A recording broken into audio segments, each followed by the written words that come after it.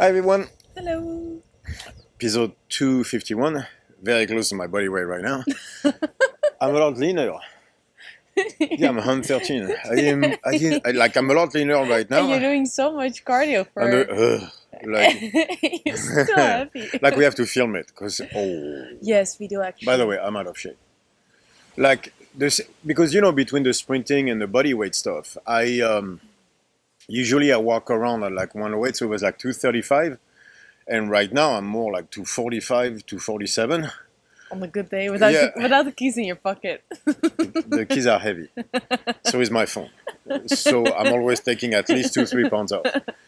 Um, it's a lot harder on gymnastics, I gotta tell you. That's why gymnastics for strength, because anything is strength right now when you weigh 245. Jesus Christ. Yeah. Because I'm 6 foot tall, I'm not that tall. So, I think one weight would be better, but right now, I'm not. I would have to lose a significant amount of mass because I'm getting leaner. Like I started to do the 1K Yeah. and all that stuff. I'm getting noticeably leaner. But yeah, okay, there's some work to do. Let me put it this way. I will document the next 2 months. It should be fun. Yeah. Anyway, So to give a little update, so why you're doing that compared to what you did before, like oh yeah, we can talk about it.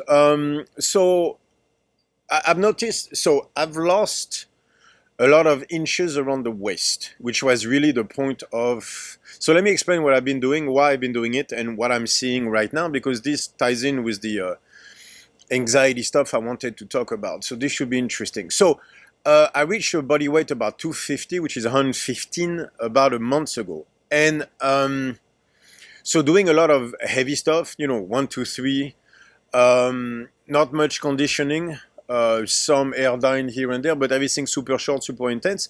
No body weight, some bodybuilding, and mostly heavy stuff. And let's be honest, I got kind of fat. And it's not the fat that was the problem, it's my waist. My waist was ballooning up. And I've talked about that before. I cannot be 250, like 115 kilos, I just get fat, yeah. right? But she didn't mind because I was around everywhere. So, which by the way, I is was a stuck. bad thing. So I was kind of toxic on your body. It's not toxic, but it's not helping. That's for sure. Like you need to tell me, like, honey, you're getting fat. Thank you. I She didn't was like, think no, I like it. I I'm didn't like, think I you were don't. fat. Anyway, I didn't think so. okay. But So maybe I wasn't fat, but my waist was definitely not small. So as I've talked about in other podcasts, the problem with the waist getting thicker is not the aesthetics of it. It's the visceral fat. So there was definitely an increase in visceral fat as my waist got bigger. So the waist to hip ratio is the key. And my waist to hip ratio got, I got ratioed, let's put it this way. That's for sure. And so the downside is with the visceral fats is your inflammatory levels shoot way up. And I've started to notice, like, I was talking about shoulder pain and everything, but I was fucking inflamed everywhere. A very interesting fact is I started to have problem reading from close. Being 47 for 3 years now, I figured, maybe I'm getting to that stage where I need glasses from up close. I've always had perfect vision. That's one of my visual stuff has always been very, very, very, very good. But like here, I could not focus. Like, when you write down, you sign your name, even that was getting blurry. But I got to tell you, in the last months, and that now I can read sign without things being blurry anymore. it's so crazy. But it So yeah, I'm I starting mean, to think even the shoulder pain, a lot of it. Like right now, I don't take aspirin, I don't take anything, and the shoulder has been. I've done a few things to adjust, but still, my level inflammatories went down tremendously, and I think it's because my waist to hip ratio diminished. What I found crazy is the inflammatory responses are down everywhere. Nothing hurts. Even my shoulder when it hurts, it's not like before. It's not like inflamed. I can see better. Like now, I can focus here. Now, see that I can do. Whereas before, it would blur in a second and be gone. I sleep better. Um, I'm almost back to full protocol. We still have the tapioca pancakes, but like I squeeze on everything else, which means I squill on the coconut water. I don't have sweet potatoes at night. I get like not even one, like half. I squeeze a lot harder on the protocol, so I lower the carbs. Even though I had zero sugar, I lower the carbs tremendously. Yeah. And I just have the pancakes in the morning, and the rest of the time it's protocol. And even Lower the fruits, lower everything. I just have carbs in the morning. It's my tapioca pancakes with bananas, and that's it for the day. I cut the coconut water. You know what we did? We used to go get a beer.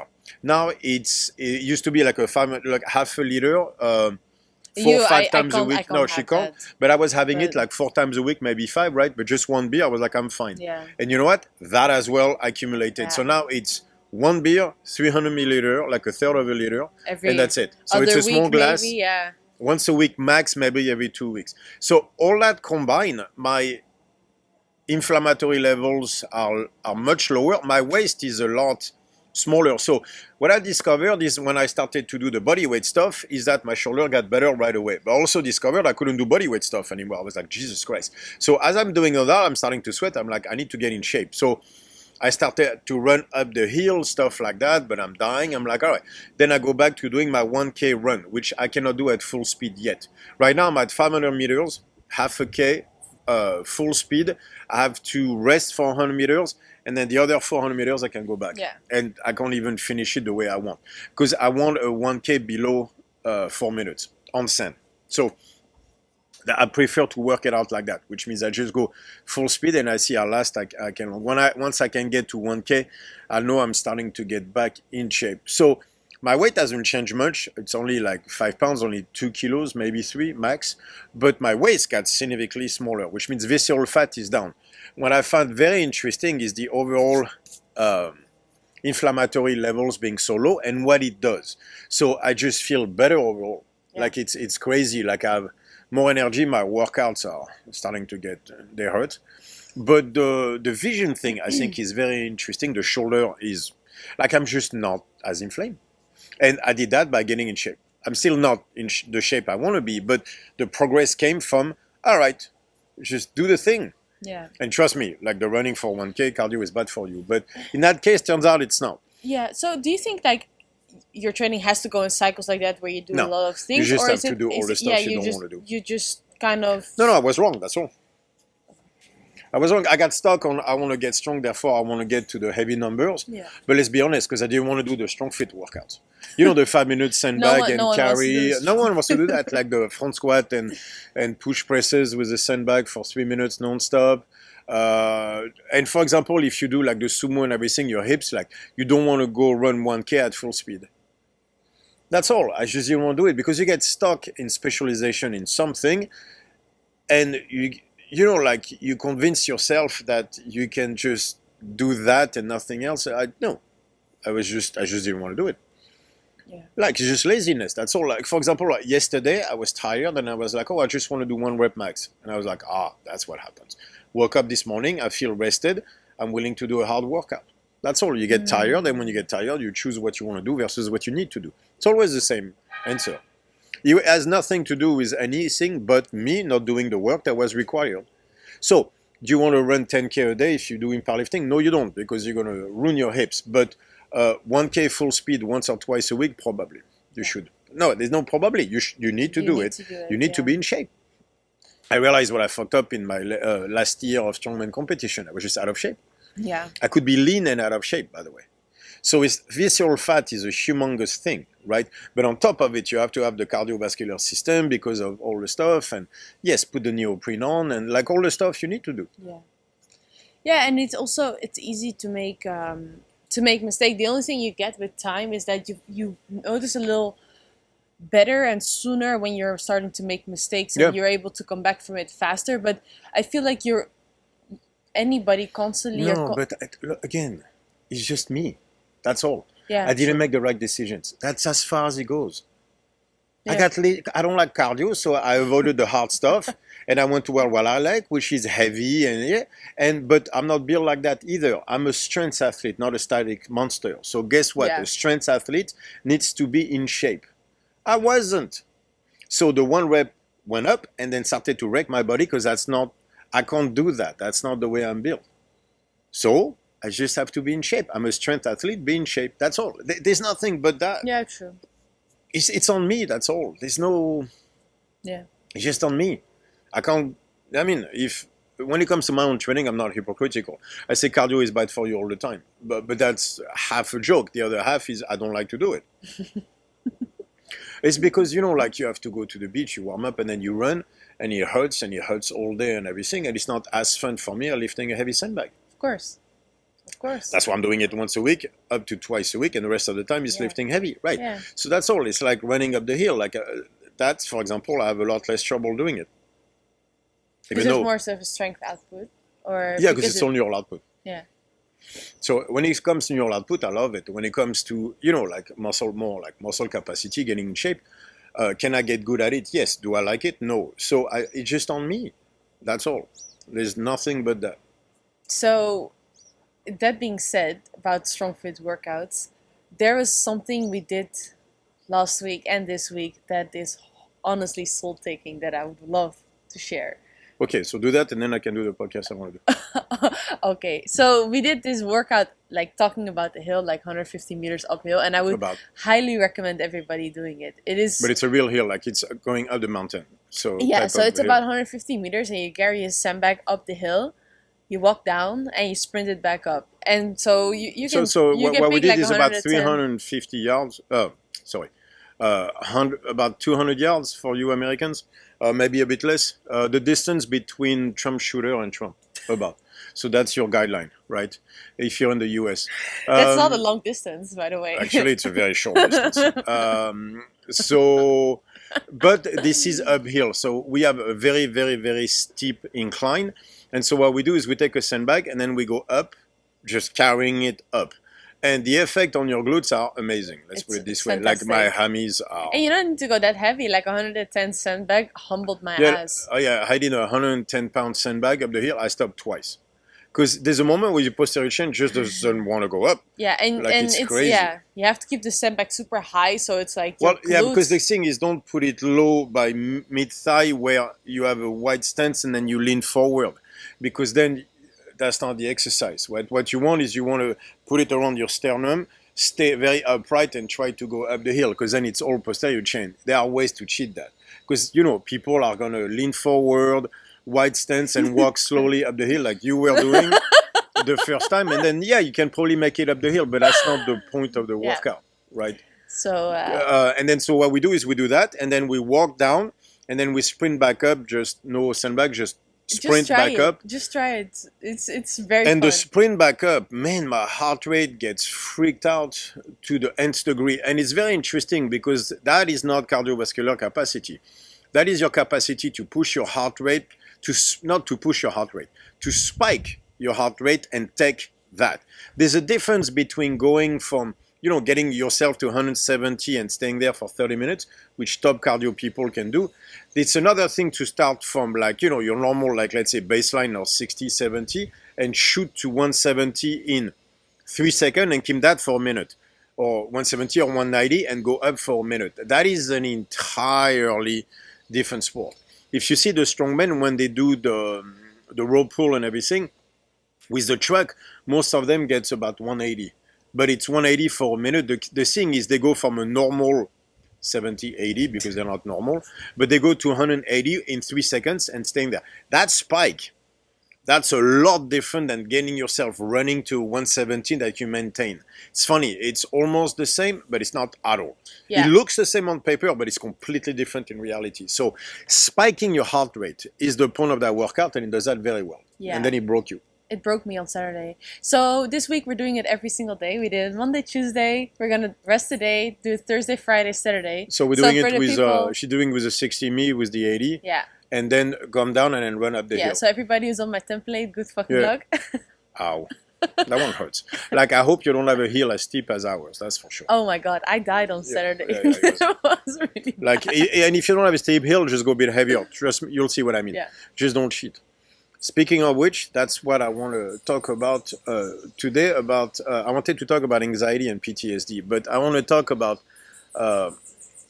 my work on it and where this goes forward. Yeah. So, like I'm doing the study with UCLA on autism and PTSD. So, what is one of the main things we're going to use for PTSD? So, we're going to give a digital format for psychiatrists to test people through that new therapy, and so start to assess people, and also being able to do some training session I'll explain for the first 2-3 months before they start directing those people toward gyms that are related to what we do. What is the assessment? The assessment is going to be the Q-1 and the cyclical squats, because this tells you where your nervous system is. So what I wanted to talk about is the Q-1, the problem with explaining what it is and putting it out there, and what does that mean for improve, and for me, honestly. What do I mean by that?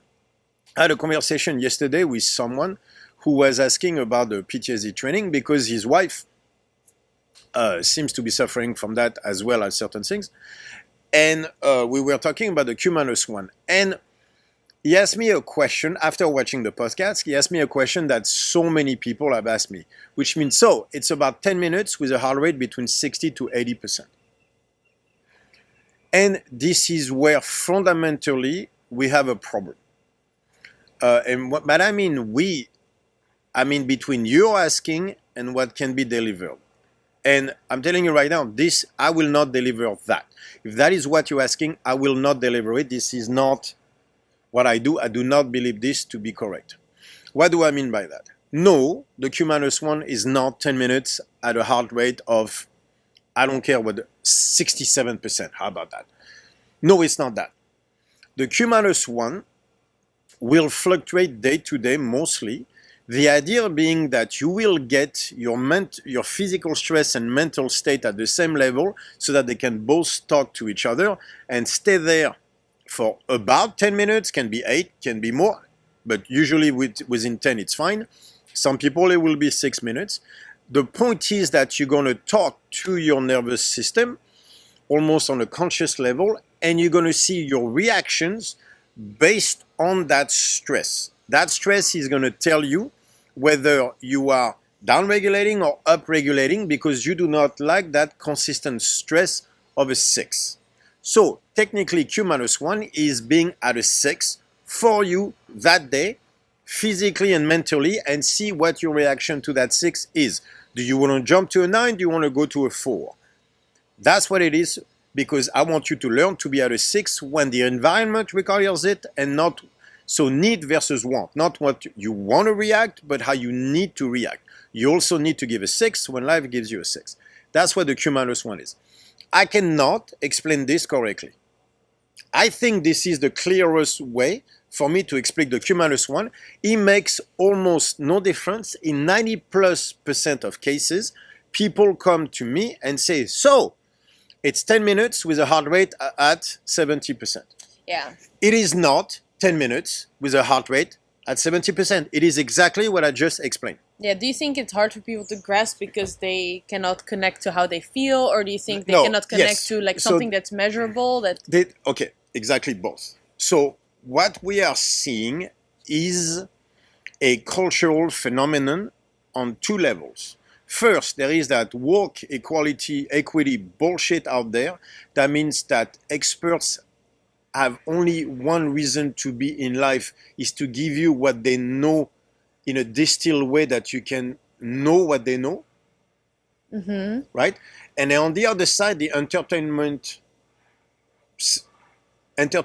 industry, that is social media. Because people listen to us on social media, either YouTube or Apple Podcast or Google Podcast, wherever they listen to us or watch us, this is social media. Therefore, this is entertainment. So what you have now is an entire group of experts, of so-called experts, that can only do one thing, 2 things, either scare you or confuse you. That's it. Because on one side, on social media, that's the only thing you can promote. Yeah. Right? And on the other side, people now are entitled to not even simple answers, to easy answers to complex problems. Yeah, right? So that's if you are an expert today, you want to make a living, go around doing podcasts, you cannot say it depends, which is the only answer a expert can give to a simple question. yes. If you come up now with a simple question in the sense of easy question, right? Like a very, how do I increase my deadlift? How do I Yeah, gain yeah. muscle? How do I like those simple questions in that sense, right? None of those have simple answers. They can have easy answers, but no simple Yeah. answers. And if I give you an easy answer, I'm lying to you. Or more truthfully, I'm selling you something. I might not be selling you something for money, I might be selling you something for clicks. But at the end, it's the same thing, right? So no expert has ever said, I've never given any other response than it depends. In the fitness world or the medical world, right? Yeah, yeah, because like Because that's it depends. yeah, exactly. It And if you depends. don't do that, it's basically the same thing as either selling something or giving you a pill. It's like here's an It's answer right. to So what very we have now complex. is a medical world that is profoundly corrupt, and big Yes. pharma is behind and driving studies and all of that. And so the job, what happened with studies and medical world is that the marketing side of corporations of big pharma got in and explained to doctors how to fight other people. You know how they fight? They create studies that go their way, take out the ones that don't, hide the ones that don't, change the numbers, come to the wrong conclusion in studies like I've talked about many times, and push it forward to say, right, see, we are right. They did that with OxyContin. That resulted in Yeah. the entire opioid crisis. You know who didn't didn't go to jail for that? Doctors. A few like pill guys got there, but most doctors are like, well, I didn't know. Well, Yes. just fine. The medical industry did not get pummeled out of the opioid crisis. Even the people who sold out the Sackler family, who are now evil, yeah, they paid a $5 billion fine out of a $12 billion product. See what I'm saying? By the way, where's the medical world in that? Because those studies were bullshit, complete fabricated lies. Right, but that's most of the medical science today. They are coming up with studies. The study might look good. Doesn't matter. The one that says something different, they hid. They're not telling you about. They're coming to the wrong conclusion. No one reads them anyway. Anyway, so the marketing side of the medical world now is out there pushing science. Have you seen on how many fitness Yeah. influencers now talk about science? What science? Yeah, and the only thing it's gonna do is that word over time is just gonna mean nothing once people find That's out. that's And where we then are. then we're even further back because then you can't prove anything. Right, but that's down there. Right now, the issue is no expert will create a buzz or make money or anything saying it depends. So what we have now is people that are given blank answers that honestly do not fit the question. How do I get stronger? Oh, do below 5 reps, and you go like, but stronger? What do you like? What does In that what, mean? first of In all? what? Like, plus, what does that mean? Like neural output, skill? Like, what are we talking Yeah. about, right? So there is no room for it depends, right? So the problem with that is I come with the Q-1. But now people, because they see it everywhere, think it is normal for someone to answer 10 minutes at a heart rate of 70%. And if I don't say that, that means I don't know my thing versus others that know their thing better. So me not saying it's 10 minutes at 70% heart rate means I am inferior to the one that claimed that it is. And you know why? Because people want those answers. Because it's an objective mentality. And what this does is it does the same thing as antidepressants and all of that. It allows you to have a number to shoot for that will make you feel better for 2 weeks. And what the medical world has found out is that the anxiety stuff, the easiest way to sell something toward anxiety is to make you feel better for a day, because people that are very anxious don't need past that. Yeah. When you talk about PTSD, the early PTSD is simple. Don't commit suicide. Don't off yourself. By the way, I just made sure by saying suicide, the YouTube AI is going to recognize that. I just make sure no one is going to see the video. Oh But yeah, anyway, I mean, so people already basically, have to look for you. all the anyway. stuff Yeah, was exactly. like, don't off yourself. That's as that was the thing. So from there we went like, don't feel too bad about yourself. That's what the SSRIs were doing. They don't make you happier. They call it a happy pill. That's not true. They make you less miserable. There's so many papers on that, meta studies, not just a study, but meta studies about, because depression was serotonin, which is complete bullshit. Anyway, I made enough podcasts on the subject. It turns out it depends. Anyway, so with anxiety, it's the same thing. What this talking about is down-regulating all the time, because when you're chronically in sympathetic, so their way out of that is to lower the chronic number that you're at. You go from a 8 chronic to a 5 chronic, they're winning, because you feel better that day. That gives you the hope, and that's enough. So you tell an anxious person, it depends. What does that do? It makes them more anxious. Yeah. Right. No, I want an answer. Yes, and I have an answer for you. It depends on you. And on top of it, there's another problem with when I say the Q-1, is I'm asking you to do the work, not me. Yeah. And because many times people, when they talk to me, we have conversation like the person trying to get better is me, not the person. Yeah. So it's insane. Like they ask me, what do you think? I don't need to do the shit. I'm doing the stuff. I know what my numbers are. But you're not paying me to get me better. Yeah. The point is you came to me for help so I can make you better. Yeah, and there's another component there. I mean, I think knowing from my experience is that accountability is usually for some anxious person a little bit difficult. Because it is. So it's like having to hold yourself accountable. I don't know if it's a feminine versus masculine. I don't know. That's what I'm saying. It's like my experience with it. It's like, shit, now I have to hold myself accountable to look in the mirror and going at that face pace the issue, right? And there's one thing that highly anxious people cannot do is face the issue on a daily basis. Yeah. So what the medical world and the influencers and everybody is doing now is giving them what they want, which means a way to feel better for the day and an illusion of control over their own symptoms. Yeah, it's an illusion, truly, because... It's an illusion. It just makes you feel better for a day. So that's what the guy was asking me, like, I need a number for my wife. And I'm like, that's exactly the problem. You need a number for your wife. How many numbers? And every time he has to be better. And by the way, if there was a number, don't you think we would have figured out PTSD by now? Do you really think that the key to all the work that I've been doing is the heart rate at a specific percentage for 10 minutes? Don't you think other people who have figured that out by now if it was that easy? Yeah. Like, doesn't that sound like a scam if I tell you 72% for 10 minutes?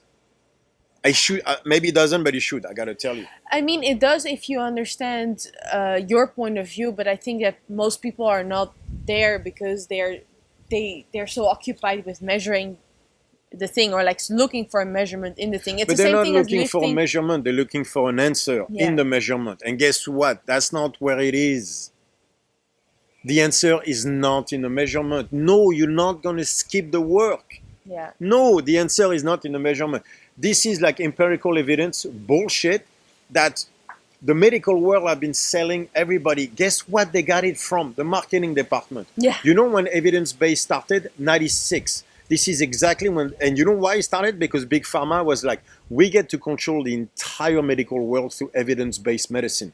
Because who do you think will run evidence-based medicine? All those studies are very expensive. They were always funded by Big Pharma, so they're like, look, we're funding the stuff anyway. Might as well control it. We're putting enough money in it. So how do we make sure we control it? We call it evidence-based medicine, which means we take the experience of local doctors out. Then we create a board of experts that will decide what needs to be done. Guess who controls that board of experts? Because that's why you wish there was an evil empire somewhere, an evil emperor, like that Luke, Emperor Palpatine. That's awesome, because all you need to do is kill him. So they understood that. We put it in the hands of the top experts. We control the top experts, and we control everybody.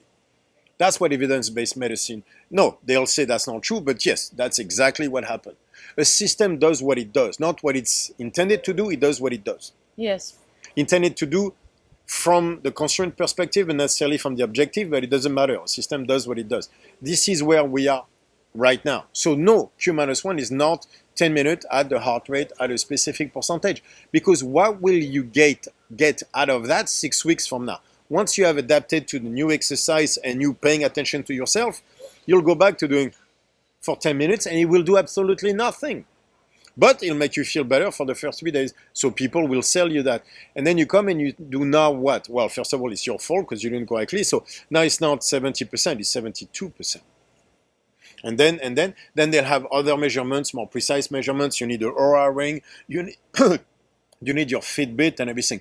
You're using every tool you have not to do the work, which is 10 minutes of actually, if you're highly anxious, hell, because you're going to have to be at a 6 that does not let you either downgrade or upgrade it into the either intensity either way, where you're going to have to be in an uncomfortable state physically and mentally, and you're going to have to stay there without letting it get out of control, either down or up, for 10 minutes. That is very hard to do. I have people saying, oh yeah, and within 2 weeks, texting me, I hate you. Then I knew they were doing it correctly. They get in an amount of rage before they have to do it because they hate that feeling, but then they feel better the rest of the day and overall. That's what Q-1 is in 10 minutes, I will make you hate that feeling so bad that the rest of the day will be better. It's a lot like burn the questions, you know. Yeah, it is. What I'm doing is I'm trying to get rid of your chronic state of sympathetic. So I'm putting you in a high chronic state so that you see what it's like. Then I'm going to go an acute state by burn the questions. And out of those two, you'll be able to be in a better state and close the cytogenesis cycle. That's another problem. But anyway, there's a point to all this. But it's not 10 minutes at 70% heart rate. Anybody telling you that is either misunderstanding the Q-1 or lying to you or selling you something. It is not that. Which brings the question, where is my place in all this? I mean, social media is entertainment. You mean your place or like the... I will not do 10 minutes at 72% heart rate. Yeah. I don't do that. I will not do that. I will not sell you that. I'm going to do a module on PTSD that will be available, and you're going to have to work your ass off on your own, doing your stuff, looking inside. I'm going to get you the guidelines. I cannot do it for you. That is not how this works. I do not do that. Other people who do it, it's their ethics, their morals. I'm sure there's plenty of doctors that are prescribing Ozempic right now, and they have their own justification. I don't care. I don't do that. Yeah. So YouTube, social media is entertainment. I don't do that. Academia is kind of fun right now. I don't do that either. That's not what I do. So where is my place? How do I reach out to you out there and give you what I think can help you? What is my place? So there is the danger of where we are going on two sides. Social media being entertainment, that equity, woke bullshit where all of us are entitled to knowledge. Because that's what equity is. Equity is you're smart, you did the work. Give me the answer. That's where they are right now. All you are is entitled and lazy. That's what it's making you be. I'm not saying you as a person. I'm saying your behavior is becoming entitled and lazy because you don't want to do the work, because that equity bullshit that they're shoving in our head at every turn, where everybody has to end up equal, means that experts have to share their knowledge with people. The problem is you can't. Knowledge is experience. Knowledge is anecdotal, then critical thinking, then empirical testing, even to give. But no, information is one thing to give. Knowledge to gain is anecdotal and critical thinking. It's experience. It's doing the shit for 10 years, 15 years, 20 years. And again, most good people will do something for 10 years for no money. Zero, at least it used to be. It's like getting a black belt in jiu-jitsu. You pay every month for 10 years. Then you can teach. True. And by the way, then you can teach. You can try to teach, but maybe you suck as a teacher and won't have any students. But in the meantime, you did it for yourself because you love jiu-jitsu for, back then it was 8 to 10 years, paying $200 a month. Yeah. That was CrossFit at the beginning. You didn't do that to coach. You just did it to better yourself. Yeah. Right. So that I cannot give you that knowledge. Yeah. Knowledge is not given. It's earned. It's stolen. But then what is my place? Yeah, but talking about knowledge is stolen. You know what I find funny is that I've seen with people that are around you. It's like, oh yeah, he said knowledge is stolen, so I can steal his knowledge. Yeah, but that's You not. didn't steal knowledge. You stole information. Yes, That's and different. that's the thing about the principles, and even the strong principles. If you just want to apply it to getting stronger or whatever it is that your goal is, it is tools for you to understand for yourself and to understand, to apply and put in the work. So yeah, And if you that's the same. decide to steal the Strongfit principles and the information that I give to pass it as yours and sell it on your side, that's not the type of knowledge stolen that I meant. That's just unethical, and you're just stealing money from me. Yeah. Fine. Again, I don't do that. You want to do it, do that. I love how people then always take that line and go like, yeah, to justify their stuff. But yeah, then you can take all my stuff and pass it as yours and make money off of it. That's not what I meant when I say knowledge is stolen. But again, you'll go justify all the, I don't care. You'll go justify all that shit the way you want. You want to sell the Q-1, do it incorrectly. Again, like, am I going to stop you anyway? Yeah. I'm just saying, that's not what the Q-1 is. I don't do that. So understand that the way things are moving forward is a simple question. It's a rhetorical question. It doesn't have an answer, because that's something that I'll do or not.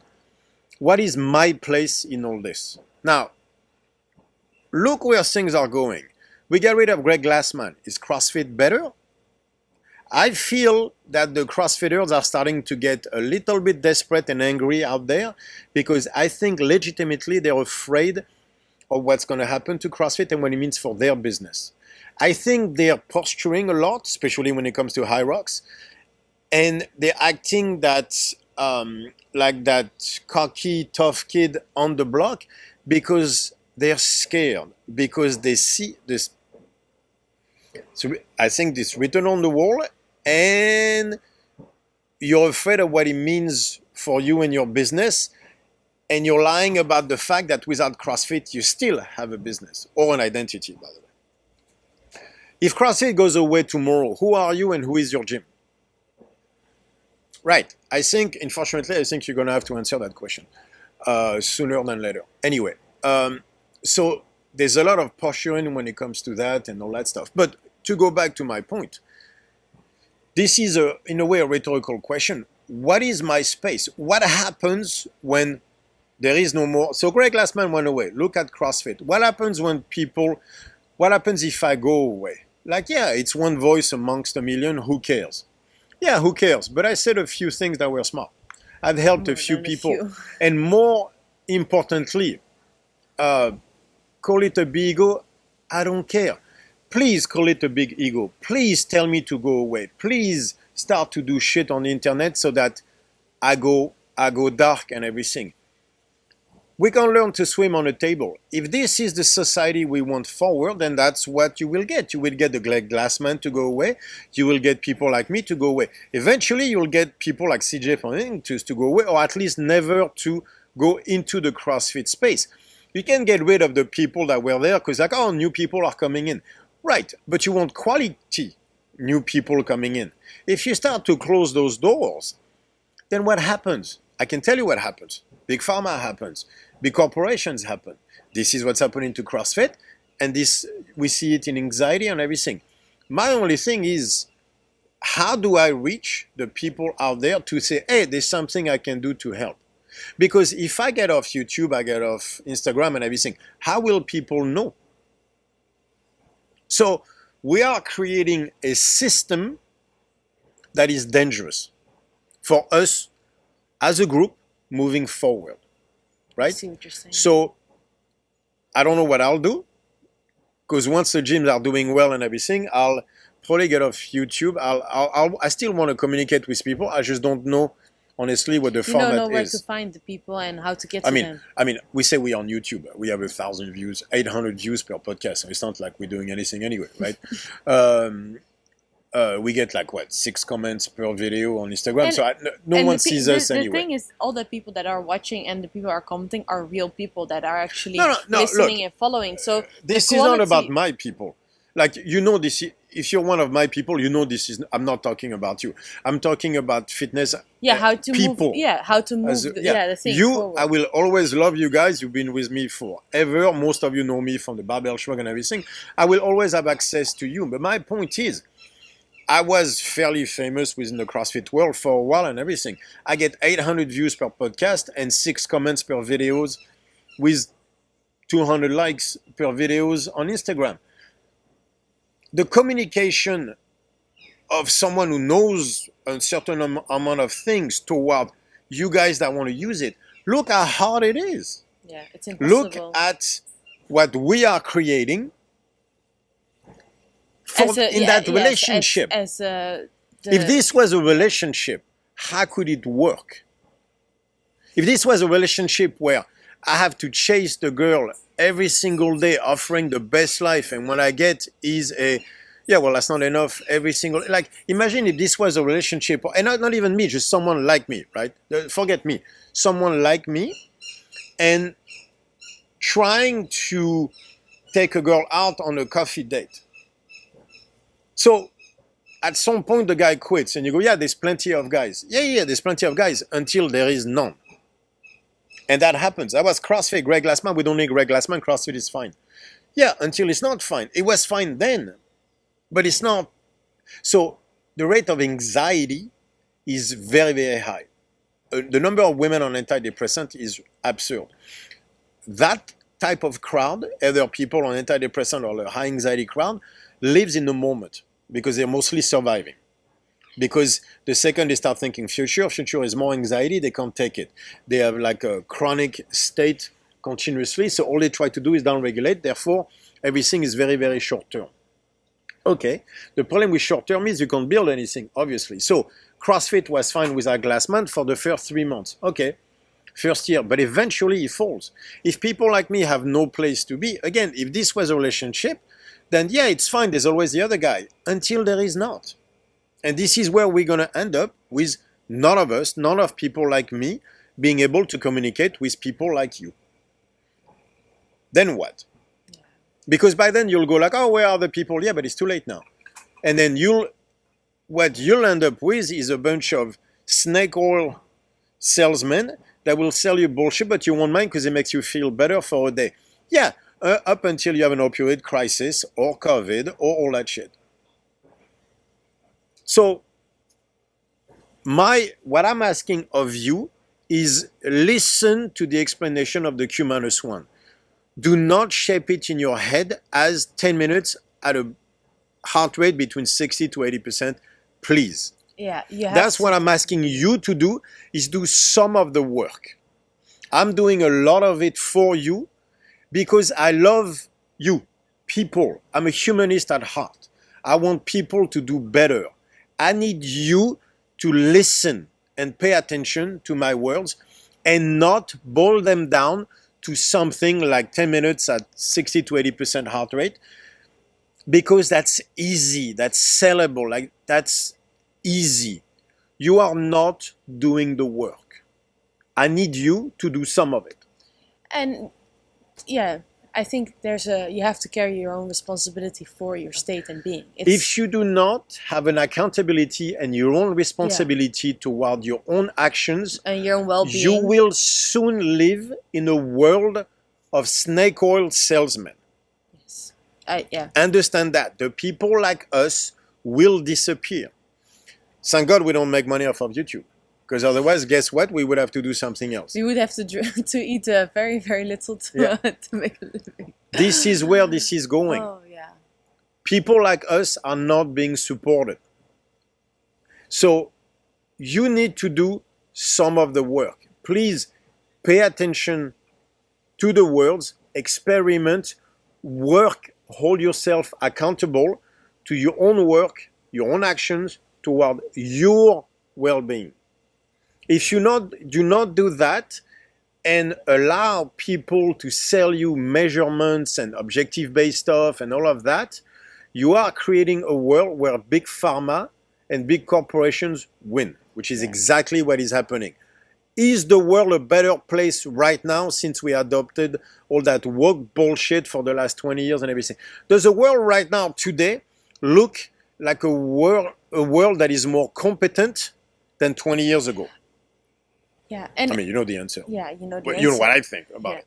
You don't even need to answer the question. Competence. But if you, and it goes very deep, because if you don't work on yourself, you will also, and don't hold yourself accountable, you will not do it with other people, and Yeah. soon the people around you will decide the people who are around you based on how accountable you hold yourself, because the people who are competent and they hold themselves accountable also will hold you accountable and some, or expect that of you. So Yeah. soon you create a circle where you see less and less competent If you don't want to people. be accountable, then you'll create a system where no one has to be. Because all you're doing really is running away from your own accountability and therefore allowing others not to be accountable, so that really you're allowing yourself not to be accountable. This is not a world where competence can thrive. Yeah. And you might think the world is a safe place, that everything works well and everything. You're mistaken. The world is a very complex system that requires a high level of competence from highly specialized people. When you get rid of those people, the system crumbles, always. Most systems are not designed to function. Most systems fail because there's bugs, problems, everything. For a system like, for example, Western society to work as well as it has worked, it requires tremendous competency. This is the first thing we try to kill with the worksheet. Is competence. Honestly, like most communist regimes do. The first thing, I remember in Cambodia, the first thing they did is kill people with glasses. Yeah. Vietnam, Cambodia, is kill people with glasses. For a very good reason, right? So competence goes first. If you live in that world of non-competent and all the stuff you see today, this is a highly dangerous place. And I can tell you one thing. We will not be able to face anxiety, PTSD correctly unless high competence is required of the people in the field, and you are required to take accountability toward the work that is necessary to do in order to get better. So if you think Q-1 is 10 minutes with a heart rate between 60 to 80% out of all the podcasts that I did, including this one, I cannot help you. There's plenty of people that will sell you that shit. I do not do this, right? So I cannot help you.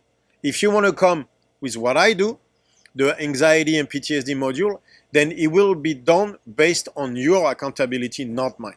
I am accountable to my own actions. I do the work. I'm asking you to do the same. See you next week. See you next week.